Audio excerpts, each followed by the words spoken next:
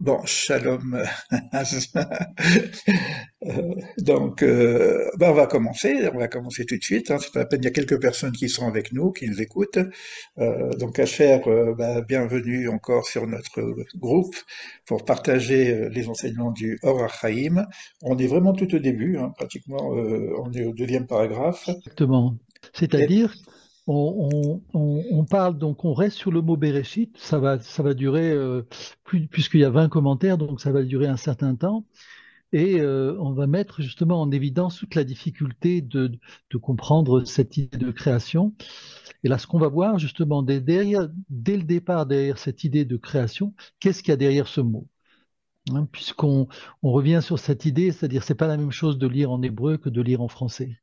bien sûr. En français, le mot créer est unique, tandis qu'en hébreu, on va voir, je pense que tu vas l'expliquer, que il y a au moins quatre, si ce n'est pas cinq niveaux de la création. Voilà, alors juste on revient sur ces passages. Donc, Ve'aed aneman les pérouchés nous est, ou Mashéamar akatuv al yom eshvi. C'est-à-dire qu'en fait, ici, on va rentrer dans la notion de création, et cette notion de création qui apparaît au niveau du septième jour, puisque comme tu l'as dit, à la fin du septième jour, du sixième jour, apparaît l'homme. Et on rentre dans le septième jour, et quand on rentre dans ce septième jour, eh bien, le temps s'arrête pour la Torah, c'est-à-dire que on nous parle du début du septième jour. C'est comme si le temps du septième jour court toujours et que nous sommes dans ce septième jour et qui donc, d'après nos sages, dure 6000 ans. C'est ça. C'est-à-dire qu'on fait.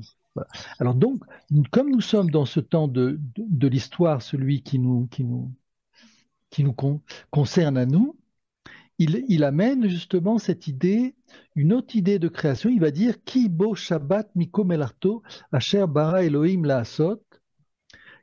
Donc, une prière que l'on dit à Shabbat, à savoir que Akadosh Baruch Hu a créé le monde et qu'il s'est, Vaïn Nafash, il s'est, entre guillemets, reposé, il s'est retiré du monde Et afin. Manitou, il n'aime pas beaucoup cette traduction, hein, se reposer, Alors, tu vois. oui, oui, non, Un bien bon sûr. Dieu qui se repose, c'est assez bizarre, quoi. Oui, oui. Donc Euh, il faut garder la notion de Shabbat. C'est-à-dire interrompu. il se met en Shabbat. C'est-à-dire qu'il arrête il arrête la création, il arrête le processus de la création pour le remettre à un autre niveau. Puisqu'il En va fait, il passer de, disait, Manitou disait, il s'empêche, il s'est empêché de continuer. ouais, ouais, oui, ça, dans Il, la mesure où euh, il nous donne le relais. Bon, il- ça, il c'est donne la discussion. exactement, exactement. C'est de ça dont il s'agit. C'est-à-dire qu'en C'est fait, le verbe la sot qui vient derrière, à savoir si c'est lui qui fait ou si il laisse faire. exactement. C'est-à-dire donc, c'est ce que va expliquer le Hochaïm, cette idée donc de l'asot, de faire. Qu'est-ce qu'il y a? Il dit comme ça. Euh, She'arei akatuv asher bara ma'u amar. C'est-à-dire qu'à partir du moment où Akadosh Baruch Hu a dit qu'il a créé, asher bara Elohim, qu'est-ce que vient faire cette idée de faire? Puisque tout est créé. Donc qu'est-ce que le fait de faire vient ajouter? Ça n'a pas de raison. Et on a quand même vu que dans la Beria, dans la création, tout est créé mais pas complètement fini. Exactement. C'est encore un peu en désordre, quoi. Et c'est ce qu'il va dire. Ubema chez Pirachnou Yavo, donc ce que l'on a dit ici vient justifier ce qu'on a dit précédemment. Pirouche, Kimin, Kimin, Kimin Chomer, Shabbat Mikomelarto, Asher Bara Elohim Laasot, Pirouche Letaken. C'est-à-dire que qu'est-ce qu'il y a derrière le mot Laasot? Il y a l'idée de, entre guillemets, de réparer. Donc, donc il va expliquer ici, quelle est la différence entre bara et la notion de laasot. C'est là où il va expliquer un petit peu une idée qu'on en a déjà parlé. Qui abria kula beyom rishon bemaamar echad nivra. Car toute la création donc a été créée, bara, le premier jour. Et là, Shaya Akol Chaser Tikkun.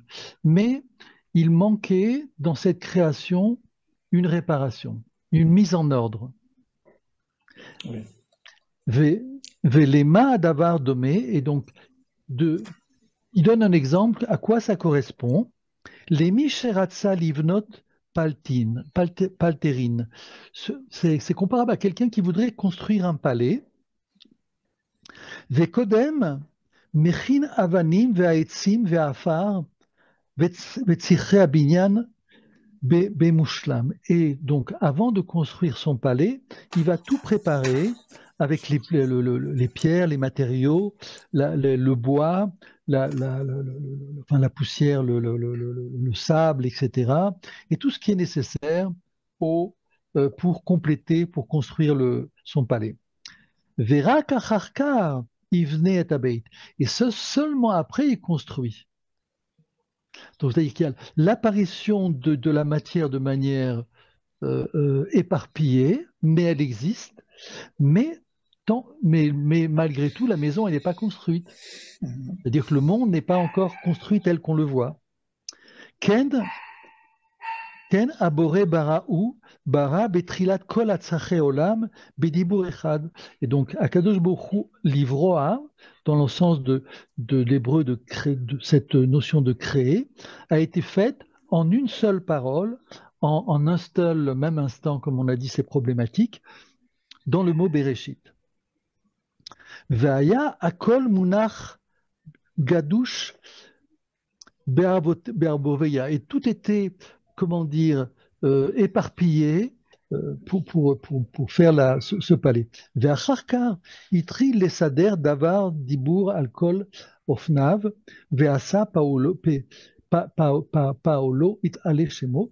Et donc ensuite, après Bereshit, il a commencé à organiser chaque chose. À savoir, Dieu, Akadosh Baruch Hu, donne toute la matière de l'existence de ce monde. Ensuite, il va falloir le faire, la Hassot. Et tout ce temps de faire qui dure pendant les 6 jours, y compris le temps de faire de l'homme, dépend du libre arbitre de la créature. Selon notre mérite, selon notre moralité, selon notre capacité, entre guillemets, notre bon vouloir, d'amener ce monde qui était au début du 7e jour, puisque c'est là où est apparu Adam Arishon, jusqu'à aujourd'hui, c'est de notre libre arbitre.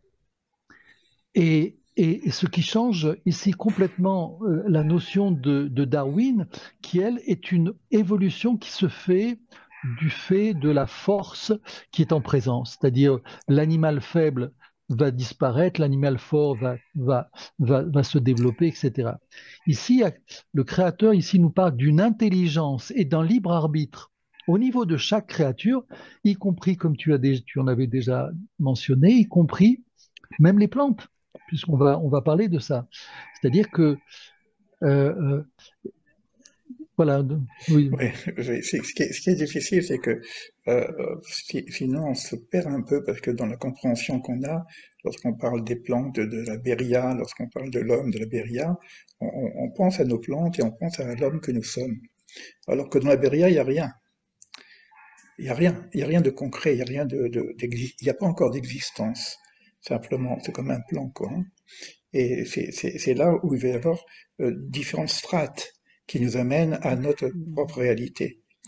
Parce que là, c'est un peu confus d'après le texte, parce qu'on ne sait pas, c'est le Lahasot. Donc le Lahasot, on rentre dans le monde de l'action, donc c'est tout à fait un autre monde, et on a l'impression ici que c'est Hachem qui va réorganiser les choses. Or, nous savons par tradition que le Hassot, c'est donner le relais à l'homme pour terminer l'œuvre.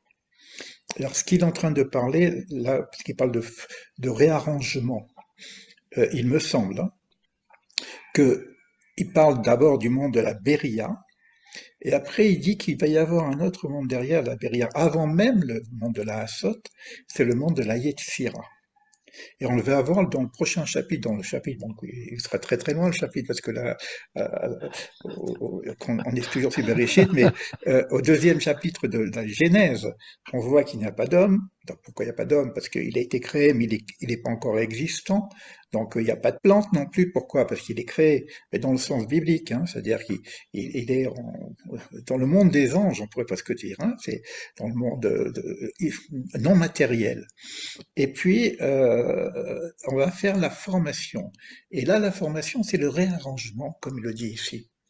Mais dans le réarrangement, c'est qu'il nous donne tous les matériaux nécessaires pour réaliser l'œuvre du projet de base. Le projet de base, il est dans la Atsilut, dans la pensée divine. Il va mettre en place le plan dans la Beria.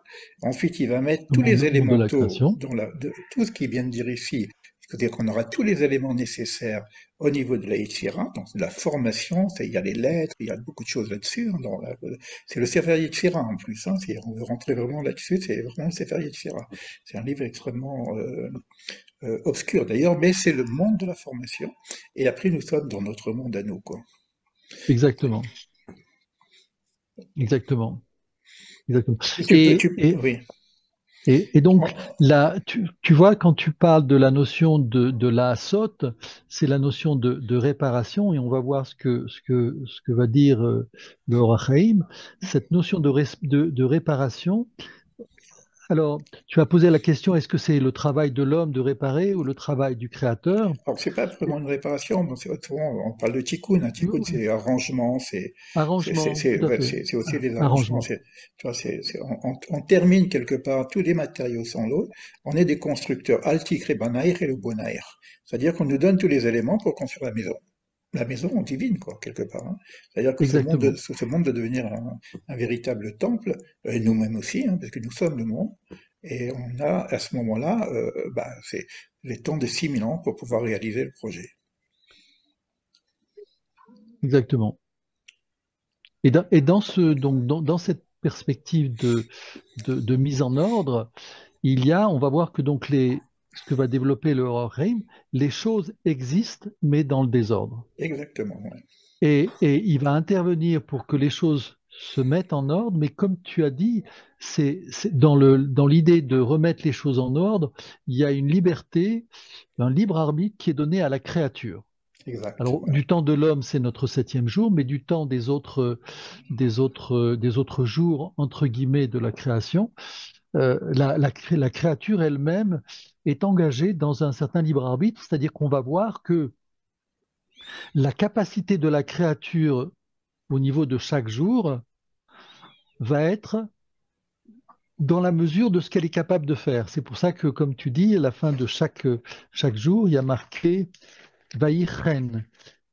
Et il en fut ainsi, comme on traduit en français. Et Manitou d'expliquer, la traduction, c'est pas il en fut ainsi, c'est qu'il en fut qu'ainsi. C'est-à-dire que c'est le top, on va dire comme ça, de ce que cette étape de la création a pu apporter. Elle est bénie, elle est validée par Akadosh Baruch Hu, mais euh, dans la mesure si on peut dire comme ça, de la possibilité des possibilités de la créature. C'est pour ça qu'il est dit. euh, Magnifique, et c'est perfectible. C'est-à-dire qu'on a tous les éléments, il en fut qu'ainsi, mais c'est-à-dire que quoi, on a maintenant, pour ça c'est bon. C'est bon parce que c'est perfectible. On a tous les éléments pour pouvoir réaliser l'œuvre. voilà, il y a marqué Vaïchen. Hein, tiens. C'est ça, c'est Hein, le Vaïren. le On a déjà vu un peu tout ça, hein, tu sais, Vayomer Elohim hum, ikavu amaim mitachat hashamaim el makom echad vaterae et abayabasha vaïchen. c'est ça. כשרצה לברוא השמיים, אמר, יהי רקיע בתוך המים, פירוש, קבע לו מקום, אבל הוא כבר נברא, במאמר ראשון. וכן אמר, ותראה יבשה. Et il dit comme ça, tu verras que lorsqu'il est dit que Akadosh Baruch Hu a créé les cieux et la terre, il est dit qu'il y ait une rakia, c'est-à-dire qu'il y ait une voûte céleste entre les eaux. Et par là même, si on dit qu'il y ait, ça veut dire qu'elle a déjà été créée, mais qu'elle apparaît. Hum. Et de même, il va dire pour la terre, Vatira, Vatira, Vatir et Ayabasha, et la terre est Va être, apparue, voilà, elle va être visible, quoi. Elle n'était pas que, visible, mais elle était là, quoi. et exactement, que la terre apparaisse. Hmm. Alors, là, ici, dans l'idée donc de cette voûte céleste qui s'installe entre les eaux, euh, l'enseignement que Manitou relevait, c'est que cette séparation, elle se faisait d'en haut vers le bas et pas du bas vers le haut. C'est une question que posait le Zohar, c'est-à-dire pourquoi il est écrit que, euh, que entre les eaux, il y ait Le qu'il rakia, y, qu'il y ait le haut et ensuite le bas et pas l'inverse. oui, ok. Et Hmm. donc il explique que cette séparation, elle existe parce que il y a une vision des mondes qui vont du haut vers le bas et pas du bas vers le haut. C'est-à-dire que le monde d'en haut voit le monde d'en bas, mais le monde d'en bas ne voit pas le monde d'en haut. Et on va voir qu'ici, il y a l'idée de toute la hiérarchie des mondes qui sont au-dessus de nous, dont le monde des anges. Donc de là, on comprend que le monde d'en haut, le monde des anges, a une vision de notre monde à nous, qu'il y a cette séparation, mais qu'elle est du haut vers le bas et pas du bas vers le haut. Cette notion donc de rapport entre le haut et le bas va nous amener à parler de la prophétie. C'est-à-dire qu'en fait, quelle est cette vision du bas vers le haut pour lequel on est encore en attente de cette réalité? C'est la notion de la prophétie. C'est-à-dire que la, euh, la prophétie a été donnée jusqu'à ce jour à des êtres exceptionnels. Elle a disparu. Elle est amenée à revenir dans la mesure où l'homme aura la capacité de se connecter avec les mondes supérieurs. Et donc se connecter avec lui-même, se connecter avec son âme. Oui, ce qu'on peut dire, c'est que, bon, je vais te le donner en termes un peu plus cabalistiques, dans notre monde de la Hassod, de l'action, euh, l'âme du monde est un nefesh. Au-dessus, ce même monde peut avoir une accessibilité au monde supérieur qui serait la Yetzira. Donc la Yetzira, c'est la formation. On a les textes pour ça. On a le Sefer Yetzira. On a donc la possibilité d'avoir une connexion avec ce monde Yetzira qui est juste au-dessus de la Hassot. Mais c'est déjà un très très haut niveau qu'on appelle le roi HaKodesh, l'esprit de sainteté. Et quand on arrive à toucher le monde juste au-dessus, qui est le monde de la Beria, qui est principalement dans la Bina, à ce moment-là, on peut parler de prophétie. Et c'est quoi le prophète? Le prophète va pouvoir faire la connexion, pas simplement être connecté dans le sens je m'envole et puis je suis connecté avec le divin. Non, non, pas du tout. Il va voir la relation, on va dire, métahistorique dans notre histoire. C'est-à-dire que lorsque j'ai des événements dans ce monde-ci en bas, la sotte, il y a quelque chose en rapport avec le projet de base qui est dans la Beria, ou le plan de base de la Beria. Donc je peux être connecté à cette notion-là, et c'est ça la prophétie. C'est pour ça que les prophètes vont décrire le monde par rapport à ce qu'ils voient au niveau du plan. Tout à fait. Et ça Tout à fait. demande un travail encore supplémentaire pour pouvoir accéder à ces trucs-là. Mais on sait qu'Abraham a accédé déjà, de toute façon, à la Yetzira grâce au Sefer Yetzira, mais on a aussi des enseignements qui nous mènent à la possibilité de connexion avec le monde projet, mais au niveau du plan. Alors, est-ce qu'on peut monter encore plus haut? Parce qu'il y a encore deux autres mondes au-dessus. Hein. Donc, on a le monde de la Tsilut. La Tsilut, c'est un peu, je ne sais pas si c'est accessible, mais en tout cas, c'est le monde de la volonté. Or, on nous dit qu'on ne peut pas savoir comment la décision, la volonté divine, la Tsilut, la pensée divine, le démarrage quand tu veux faire quelque chose, d'abord tu le penses, après tu l'organises pour le faire. Mais là, on n'a pas accès à cette pensée, bien que avec des enseignements comme le Ramchal, etc., on pense qu'il y a quand même des possibilités d'aller jusqu'à ces niveaux-là, quoi. Mais bon, ça c'est un petit peu le dessin. Enfin, c'est pas le dessin que tu as. Si tu remontes, tu peux remonter un peu voilà, remonte ici, tu vois. Là, c'est bien expliqué, tu vois. Alors oui, J'ai dit, alors tu vois, voilà, tu vois, Asfia, c'est bien le Nefesh, Yetzira, c'est le Ruach, et la Beria, c'est la Neshama. Au-dessus, ça c'est les 5 niveaux de l'âme, sur la gauche, hein, c'est les lumières, mais en même temps c'est de l'âme à notre niveau. La Chaya, donc dans Atsilut, qui est dans la pensée. Et au-dessus, c'est Adam Kadmon, c'est Yerida, c'est aussi Yechida. c'est l'unicité de toute chose, c'est Dieu, quoi. Pas Dieu lui-même, mais c'est la forme divine de l'homme, Adam Kadmon. Et on voit dans la notion, etc., euh, toute l'organisation, euh, telle que tout est écrit ici, hein, la volonté donc de créer, les objectifs de la création, la réparation de la création, les objectifs de la création et l'intégration. Donc on a tout un processus. Et il y a un livre magnifique qui s'appelle Roi HaKodesh, hein, euh, non, Sha'arei HaKedusha, du, Sharia Kedusha, c'est vraiment une préparation à la prophétie presque, tu vois. Et c'est en rapport aussi avec le monde des séphirotes que tu as sur la droite, et c'est aussi en rapport avec le nom de Dieu, Yudke Vaske. Donc là au niveau des séphirotes, Et il quand je faut, marque comme ça, est-ce que tu vois quand oui, je oui, je vois, sur le- oui. D'accord. Je vois. Donc, au niveau des séphirotes, il faut plus parler presque de ce qu'on appelle les partsoufim, les visages de l'organisation, parce que là, on a les séphirotes, mais par exemple, dans Keter, c'est le grand visage, et Erenpin. Dans Chochma, c'est ce qu'on appelle Abba, la notion masculine, le père. Dans Bina, ça c'est Ima. Et lorsqu'on dit Tiferet, c'est pour ça que je te dis ça, parce que Tiferet, ça correspond aux six Vérité. séphirotes. Dans les Exactement. tiras, c'est les six, tu vois. Alors Et on a c'est en vu, c'est rapport avec ici. le Vav, hein. Voilà, Voilà, c'est là. Je c'est pense ça, pas que. exactement. Donc on voit les six tiferet qui relient les six. Et tout en bas, c'est la malchoute, que souvent on appelle le féminin, quoi, la partie féminine en fin de compte de la création.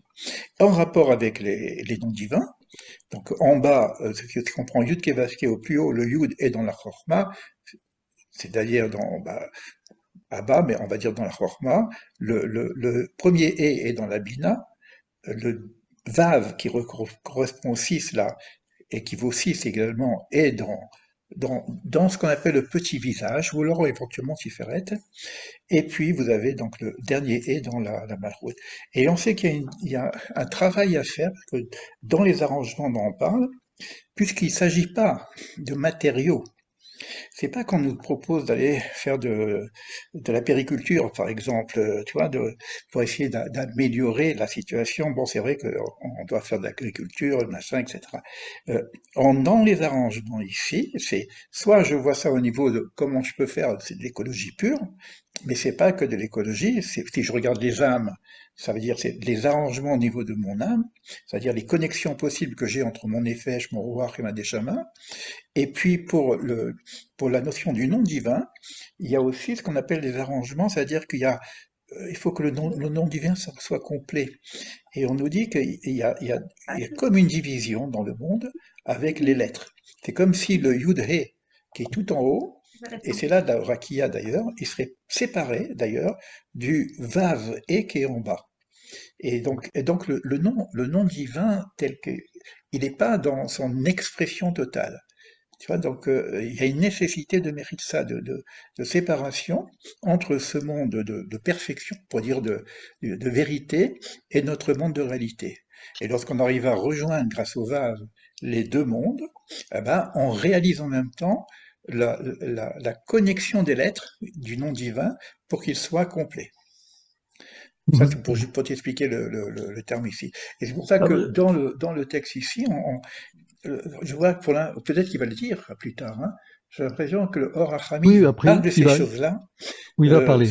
oui, il faut en parler, d'accord. Il Parce que va pour parler. l'instant, il parle de ça, mais on le voit pas dans le texte, hein.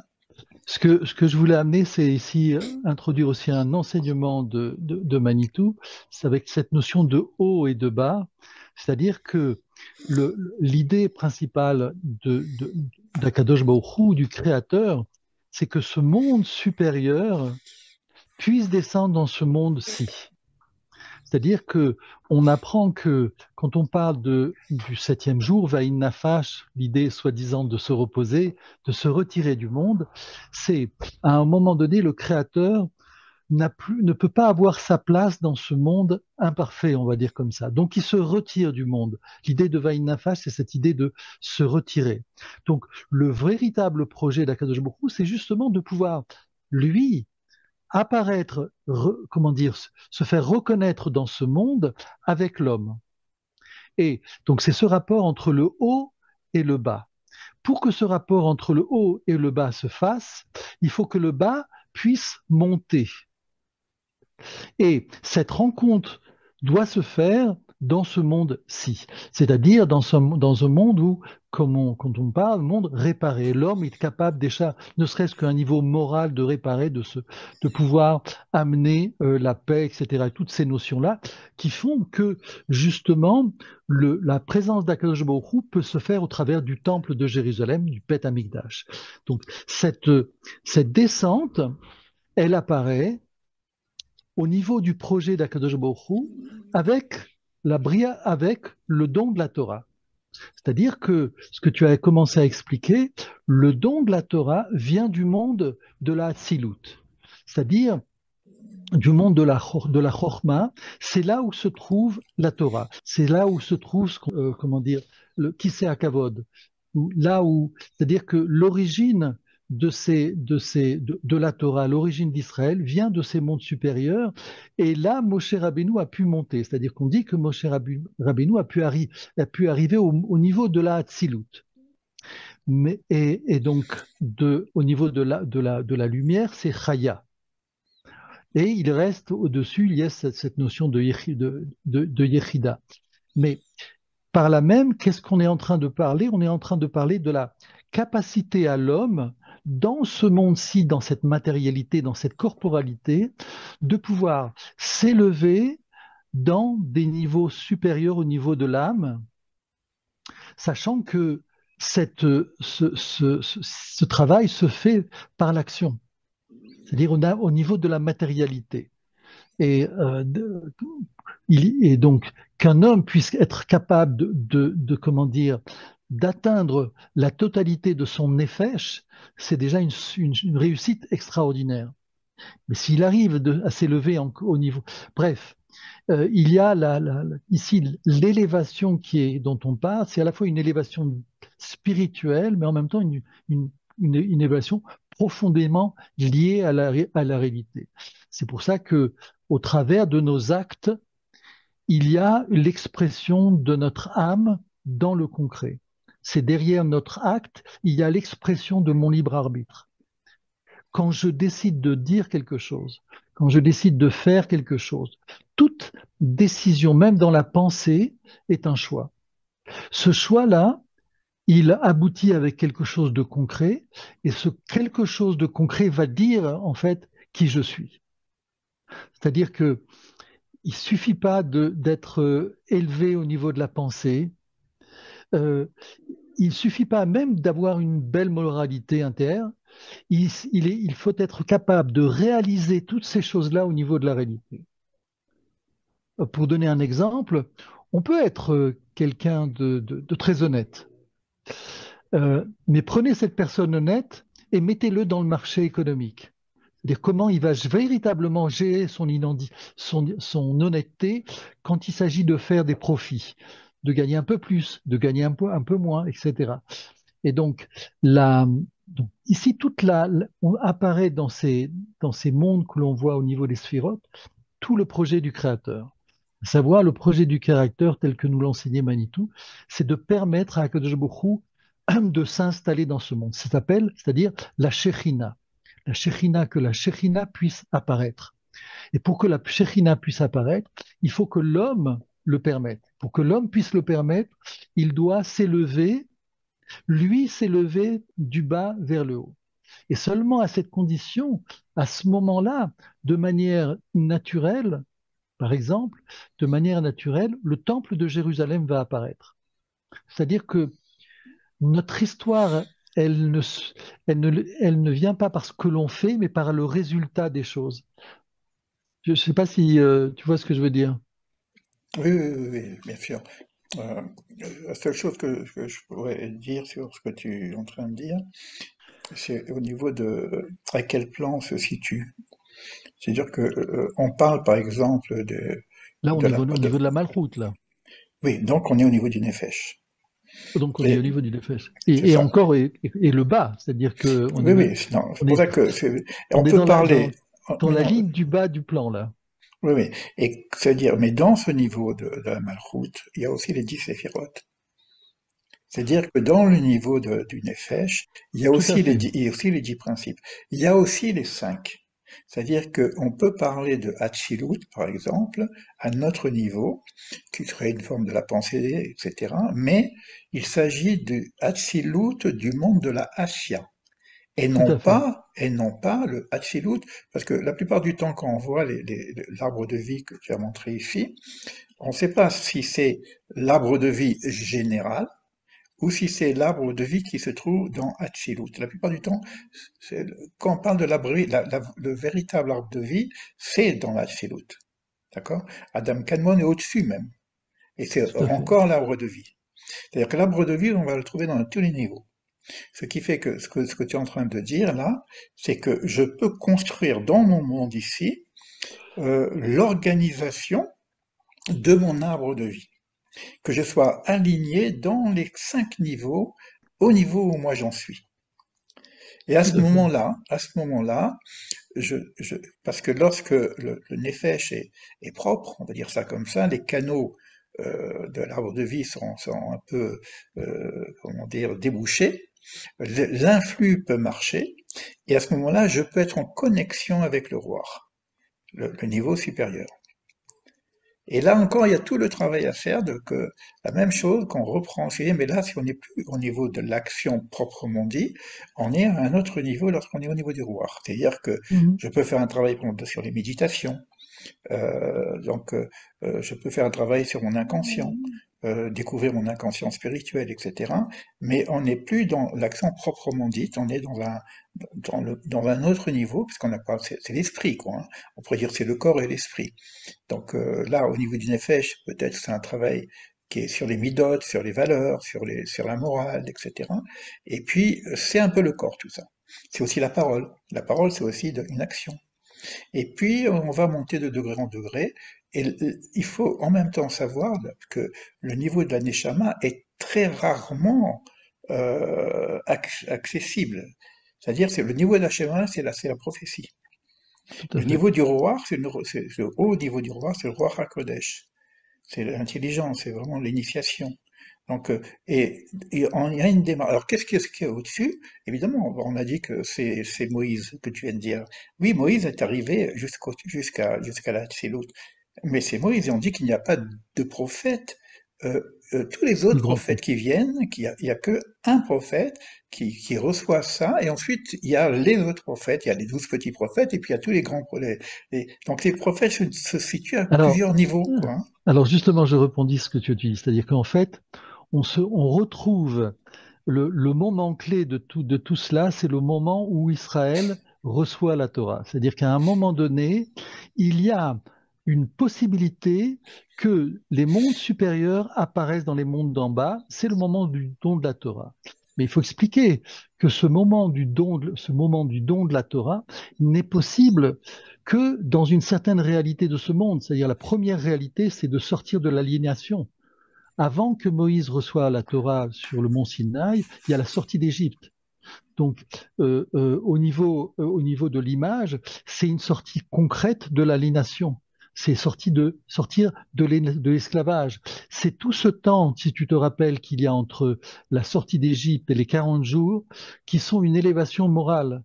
C'est-à-dire que le moment que l'on a que l'on attend, mais que l'on a atteint dans ce monde à un niveau microscopique, cellulaire, qui était le temps de la sortie d'Égypte, qui concerne quelques millions de personnes, mais qui a été possible, c'est ce moment que l'on attend aujourd'hui.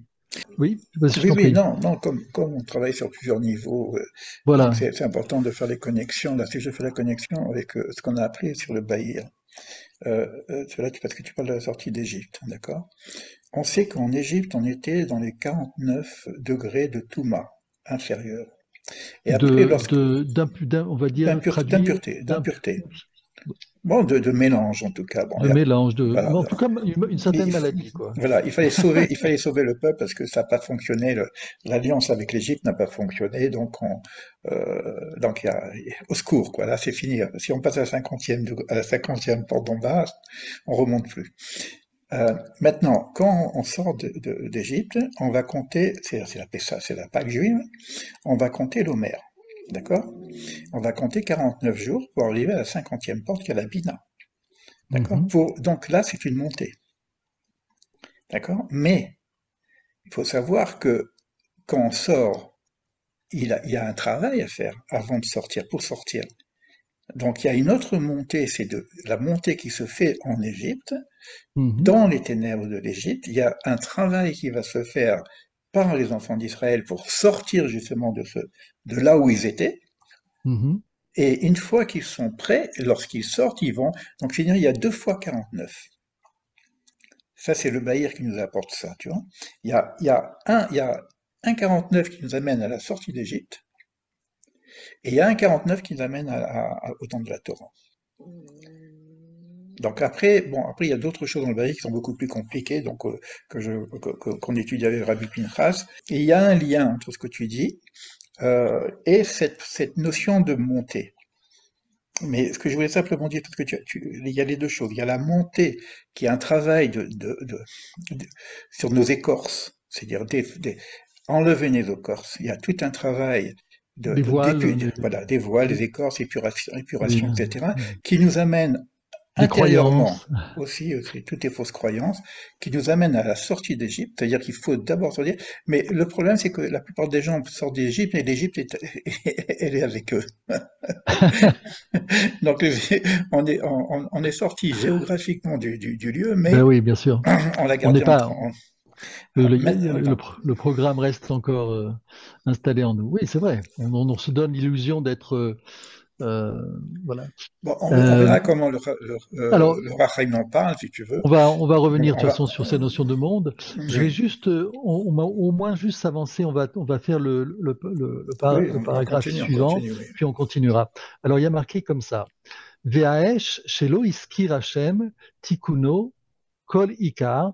Et donc, le feu, donc jusqu'à présent, il n'est pas mentionné dans l'agencement. On parle du ciel et de la terre, mais on ne parle pas du feu. Vous allez voir, c'est très actuel ce qu'il dit comme ça. Yodea ki ha'esh lo gila Hashem mekoro kegilu yashamaim ve'aretz. C'est-à-dire, Hashem n'a pas révélé les secrets du feu comme les cieux et la terre, ve'amaim, liota makor chazak ve'yesh mimenu krilion leolam. Parce que dans le feu, donc le Or Haïm parle, on est au XVIe siècle, non, excusez-moi, au début du XVIIe siècle, il dit Akadosh Baruch Hu n'a pas donné comment dire, n'a pas révélé les forces qu'il y avait dans le feu parce qu'elle avait déjà une puissance de destruction. Imayam benimtsa kamaim ve'aretz en haolam yachol leitkayem. S'il avait donné les clés du feu comme il a donné les clés de la matière en général, le monde n'aurait pas pu se créer. Donc ici, j'imagine que on peut très bien y insérer cette idée de la bombe atomique et toutes ces forces-là qui sont disproportionnelles par rapport à la dimension de l'humanité, quoi.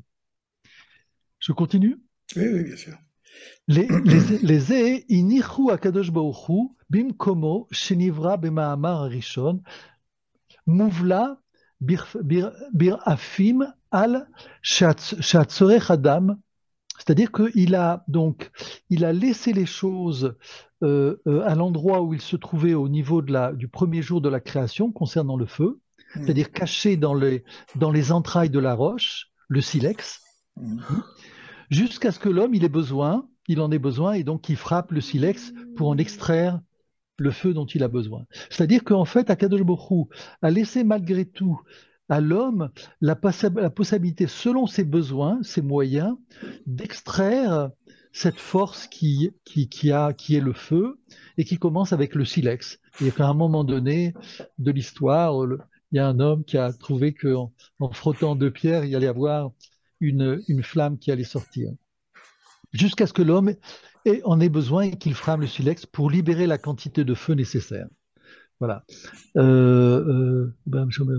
ויוצאים מהם השיעור המספיק לו כמאמור, כאמרם ז"ל, comme nos sages ont dit dans la Masechet Psachim, dans la Gemara de Psachim, שעל כן אנו מברכים במוצאי שבת בורא מאורי האש, qui fait que le Rachim fait le lien entre le fait que à la fin de Shabbat, donc à la fin du samedi, le samedi soir, on marque la différence entre la fin de la semaine, qui est pour le judaïsme le septième jour, c'est-à-dire le samedi soir, et le début de la semaine, qui est pour le judaïsme, donc dimanche.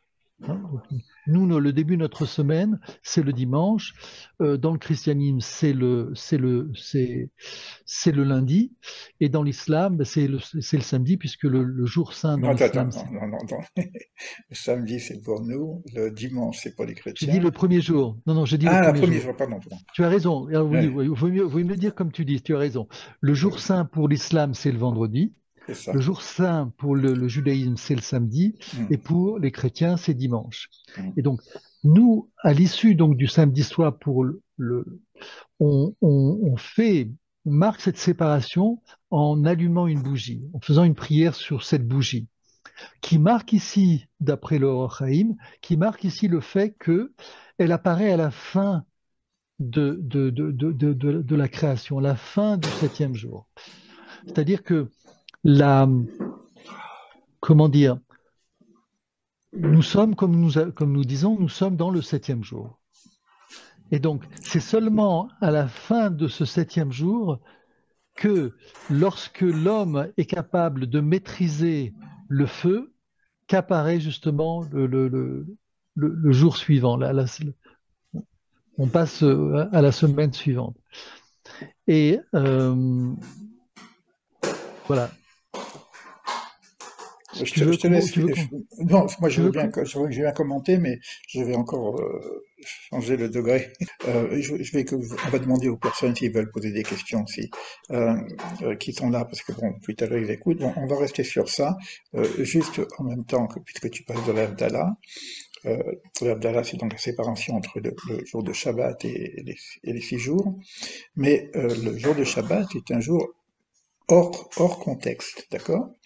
Et lorsqu'on fait la Havdalah, le rituel donc de cette séparation, c'est un rappel au Gan Eden. On respire l'odeur du Gan Eden avec le Bethamim, du hein, Olam Abba, du monde futur. on respire, on regarde la lumière du Gan Eden, donc c'est plus du feu mais c'est de la lumière, et on regarde la lumière à travers nos ongles. Pourquoi? Parce que l'ongle reflète la lumière et on nous dit que du temps d'Adam Arishon, du temps de Gan Eden, du temps qu'il était dans le jardin d'Éden, il était complètement lumineux. Donc la lumière se réflexait comme un peu dans l'ongle. Alors Alors que, attends, je t'arrête parce que la bracha, c'est Boré Meoré Aesh. oui, mais on C'est-à-dire regarde, celui qui, la lumière dans le feu. C'est pas ça. C'est-à-dire que si c'était que la lumière, le texte aurait dit Boré Aor. oui, dans les 4 éléments, il faut en même temps voir qu'on est toujours dans le même système. C'est toujours quatre. Donc à partir du moment où c'est 4, le dernier élément est en rapport, la lumière, c'est le feu, ça donne la chaleur, mais ça donne aussi de la lumière. Il y a ce rapport entre lumière, si tu veux, et feu, comme il y a un rapport entre soleil et lumière, si tu veux, hein. Donc il y a toujours ce rapport. Et c'est la réflexion, si tu veux, de la lumière parce que là on parle du feu, mais ce qu'on voit dans l'ongle, c'est la lumière. C'est la réflexion de cette lumière qu'il y a dans l'ongle qui nous rappelle le temps de l'état d'être qui était Adam Arishon, en relation avec cette lumière qui se reflétait de lui-même. C'est ça l'Avdallah, si tu veux, c'est toujours un rappel, et c'est ça qui va nous ramener un peu à cette idée de la nostalgie, si tu veux, de l'âme, c'est de retrouver cet état idyllique que nous avons du temps du Gan Eden. Oui, c'est bien que tu précises cette notion de Shabbat que l'on a, nous, dans notre réalité, c'est-à-dire ce septième jour qui est en fait une pause totale où on arrête toute intervention dans la réalité. C'est une Ce qui, préfiguration. ce que ici, la particularité là du commentaire du Or HaChaim, c'est le lien qu'il y a entre le fait que les secrets du feu ont été cachés par Akadosh Baruch Hu, par rapport aux autres éléments, et qu'ils se dévoilent petit à petit parce que justement le danger qu'il y aurait si l'homme en avait et qui ferait que le monde serait détruit. C'est-à-dire qu'en fait, la bénédiction apparaît lorsque l'homme est capable vraiment de maîtriser, de ne pas mettre en danger le monde. À ce moment-là, on fait la prière sur le feu. Tu vois ce que je veux dire? Oui, oui. C'est-à-dire qu'il y a cette idée que, au bout du compte, on va avoir la maîtrise du feu, parce que dans cette maîtrise, il y a une force qui est cachée, mais elle ne va nous être complètement accessible qu'à la fin des temps, c'est-à-dire à notre période. Et donc, je me posais la question parce qu'effectivement, on voit aujourd'hui le conflit mondial, il tourne autour de la bombe atomique, c'est-à-dire le danger qu'il y a de destruction. Et derrière ce danger de destruction, en fait, qu'est-ce qu'il y a? C'est la capacité d'aimer l'autre, c'est la capacité d'arrêter cette course à la guerre. Et par le fait qu'on est capable d'installer la paix dans ce monde, alors on n'a plus à s'inquiéter de toute manipulation sur l'atome, parce qu'on sait que l'homme s'est installé dans une certaine morale, dans une certaine capacité de s'aimer, de s'entendre, et donc ça ne devient plus dangereux. Mais c'est sûr que la bombe atomique entre les mains de l'Iran, c'est dangereux, parce que parce qu'on voit très bien que derrière, il y a un problème de moralité qui fait que dévoiler, donner à des êtres qui auraient la volonté de détruire le monde, leur donner le secret du feu, ça serait une catastrophe. Oui, mais là, Je déborde. non, non, c'est pas que tu dévores, tu reviens à la réalité de notre monde. Mais moi, je suis obligé, on est en Chavruta, donc on doit aussi avoir pas des marloquettes, mais des visions différentes, si tu veux. Moi, j'insiste quand même pour dire, il faut penser qu'on parle également de la lumière. Et je pourrais même dire, ce que tu dis, toi, là, actuellement, est insoluble. On va à la kata. Il n'y a pas de possibilité de sortir de la maîtrise du feu dont tu parles. C'est la guerre atomique. On y va. Par contre, si on Ah, je se suis pas branche, d'accord. non, non, je continue.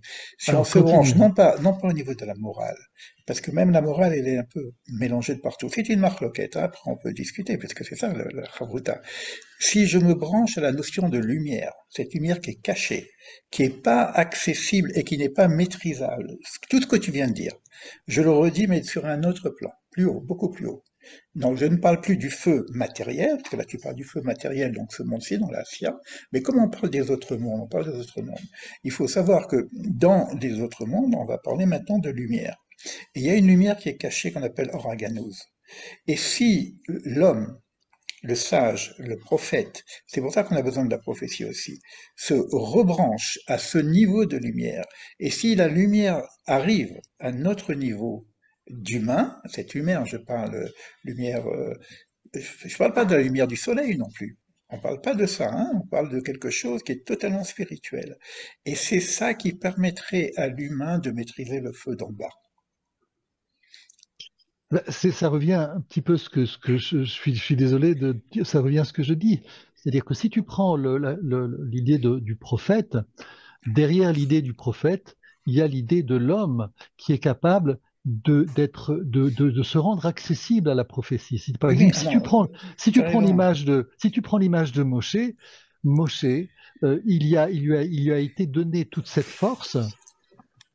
Eh bien, parce que l'homme Moshe, c'est un homme de paix, c'est-à-dire que tout ce qu'il a fait, c'est pour son peuple et pour derrière toute l'humanité, puisque toute l'humanité en profite.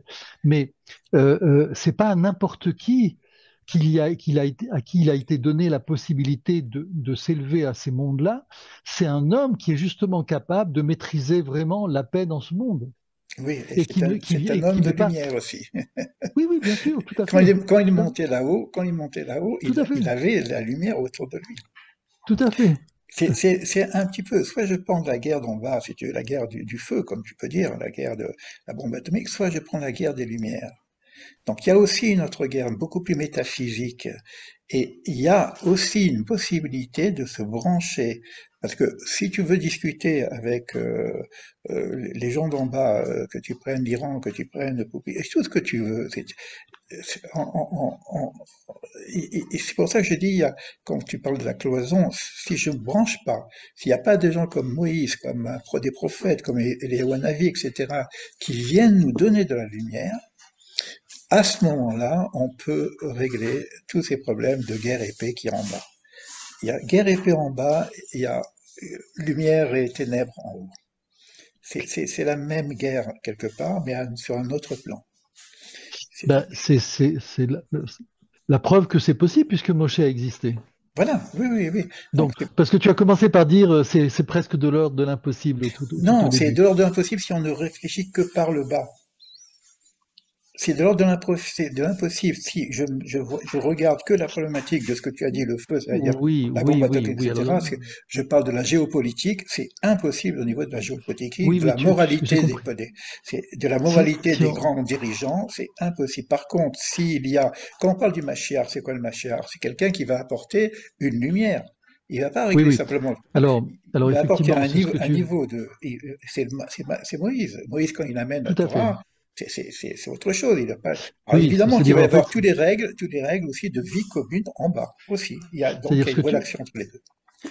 oui, ce que tu veux dire, et peut-être on va terminer là-dessus. Ce que tu veux dire, c'est que il y a dans Moshe, il y a cette dimension matérielle. C'est à la fois l'homme qui est capable de maîtriser la matérialité, puisqu'on sait que c'était un grand, comment dire, un grand chef des armées. Mais en même temps, c'est l'être profondément, on va dire, très élevé spirituellement dans la lumière, qui est comment dire, qui est confondu dans le même homme, quoi. Mais D'accord, ok. effectivement, il faut cette dimension de lumière spirituelle. Oui, c'est la connexion entre la physique, le monde, tout ce qui se passe ici, la guerre épée, tout ça, donc notre réalité, et le monde métaphysique, les mondes supérieurs dont on vient de parler, tu vois. Donc, Tu sais que on doit prendre des forces tu, là-haut. tu sais que c'est le sujet de notre semaine, c'est la paracha de notre semaine, puisque ça concerne les deux champions, entre guillemets, Exactement, c'est la même des chose, c'est la mondes, même chose. qui est Esav, le monde de la matérialité, et Yaakov, le monde de la spiritualité. C'est exactement, c'est aussi cette lutte aussi qu'il y a eu, c'est le passage du Yavok de Jacob, c'est la lutte, c'est l'échelle de Jacob, c'est la lutte de Jacob contre l'ange des sables, c'est tout ça, c'est la même chose. On parle, tu vois, voilà, les mains Yadaï des sages, les mains sont les mains des sages et la parole est la Col. parole de Jacob. D'accord, on voit bien qu'on a cette articulation entre le monde de l'intemporalité et le monde de la temporalité. Oui. Et donc, c'est pour ça que cette connexion, elle me semble indispensable. Moi, c'est ce que je suis en train de faire. Parce que c'est pour ça que on étudie à plusieurs niveaux. On étudie à un certain niveau qui est pratiquement que le monde métaphysique. Là, je vais commencer avec Rav Shriki sur, comment dire, l'approche de la métaphysique de l'unité. Hein, il a écrit un livre sur ça, donc on va voir un petit peu, quand on parle du Sod HaYichud, des choses comme ça, on est dans un monde qui est déjà, on est un peu sortir de ce qu'on appelle un Nagata Mishpat. La Nagata Mishpat, c'est la conduite de ce monde selon la justice, mais il y a aussi une autre conduite du monde, qui est la Nagata Yichud, qui est un monde caché, en tout cas, et que nous devons aussi travailler. Il y a les deux plans, quoi. Hein. Voilà. Voilà. Alors maintenant, je vais juste quand même un petit peu, parce qu'il y a quand même des gens qui sont là. Qui est-ce qu'il a? Bon, il y a une question qui peut se poser avant que je coupe.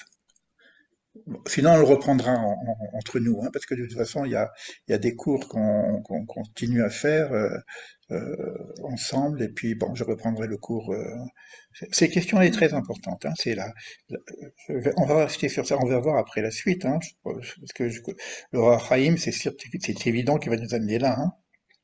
Tu as parlé de la notion du haut vers le bas, du bas vers le haut.